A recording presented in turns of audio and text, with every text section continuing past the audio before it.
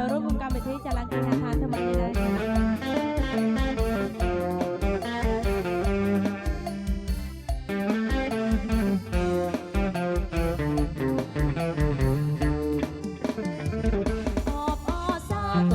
ទទួលអំណរបវសួស្ដីអបអសាទរស្មានឯកងត្រអន្តរជាតិថ្លាថ្លៃ